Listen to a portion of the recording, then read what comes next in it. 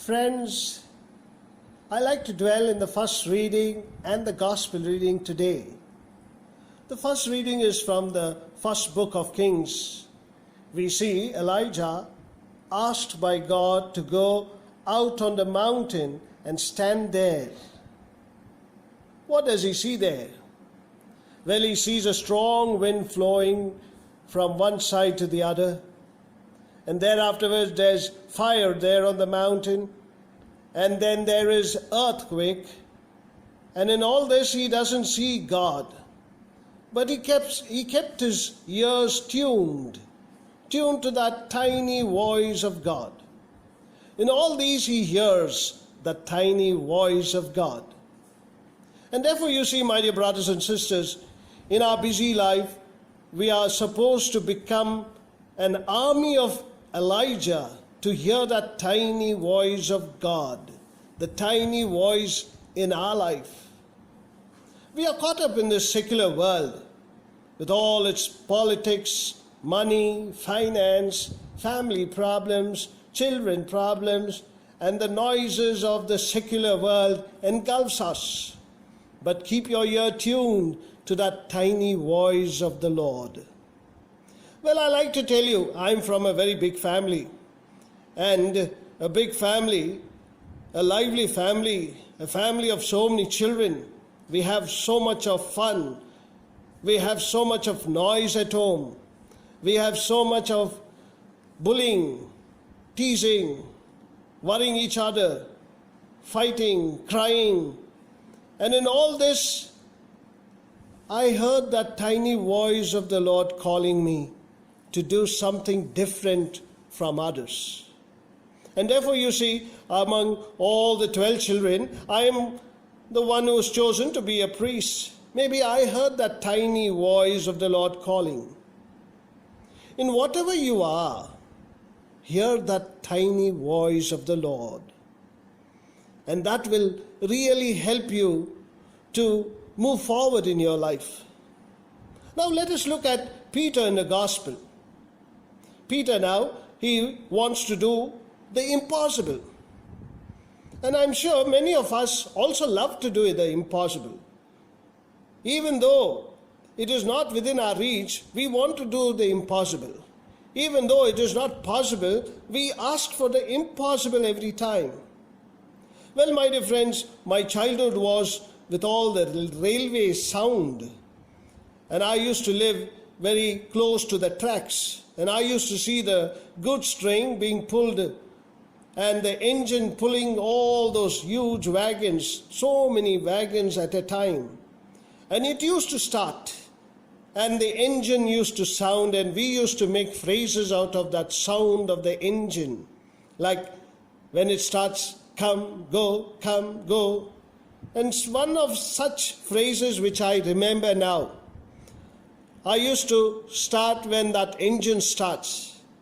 And it used to pull all those many wagons. It used to start like this, such phrase. I think I can. And therefore it starts, I think I can, I think I can, I think I can, I think I can, I think I can, I think I can. And then you see, slowly the goods train pulls those many wagons to that speed which was impossible becomes possible. Well, my dear friends, everything in our lives looks impossible, but it can become possible. We ask God to do all the impossible things for us. And every time we ask Him to do the impossible. And every time God helps us to do the impossible, like how He told Peter. When Peter said, Lord, command me to come to you. And Jesus said, come. Peter does the impossible. He walks on water. Peter says, I think I can because I know He can. And that is beautiful. Listen, Peter says, I think I can because I know He can for me. Now what we learn from this? Well, my dear friends, we have to learn one important aspect. If I can do the possible things in my life every day, then I can ask for the Lord for the impossible. That is how we have to see. We are capable, we are able to do the possible things. There are so many things that we do, and all these things are possible things that we have to do. And if we are able to do all the possible things, then I'm sure you can ask for the impossible from the Lord. Without doing the possible every day, I cannot ask for the impossible. That is how life is. Therefore, do the possible things, and for the impossible, ask the Lord. Now look at Elijah. He had his ears fixed to the Lord to hear that tiny voice. And he hears that tiny voice. He kept his ears tuned to that voice, to hear that tiny voice of the Lord. Now look at Peter. We see Peter, who had kept his eyes fixed on the Lord. When he said, Lord, command me to come to you, he kept his eyes fixed on the Lord. And he could do the impossible, walk on water. When he was focused, he was walking on the water. But when there was breeze and when there was sound of waves, then he removed his sight from the Lord and then he started sinking. Remove our focus, then we cannot do the impossible.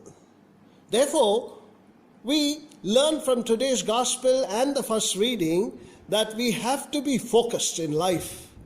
The more focused you are, even if you find yourself in difficult situation, you will come out of it. Therefore, keep your ears tuned to that tiny voice of the Lord. Keep your eyes fixed to the Lord. Finally, let me change these phrases. When Peter said, Lord, command me to come to you. And I would change it and say, Lord, command me to be a forgiving person. Lord, command me to be a loving person. Lord, command me to get rid of all my anger. Lord, command me to get rid of all my pride. Lord, command me to get rid of all my selfishness. Get rid of all my attachments of various kinds of sin. Lord, command me to get rid of all the times that I browse into the website and then I'm caught up with masturbation. Command me that I may get out of these things. If we are doing that and asking the Lord to command for each one of us to get out of that problem, then one day you and I can say, Lord, command me to come to your eternal home. Amen. Let's stand for the creed.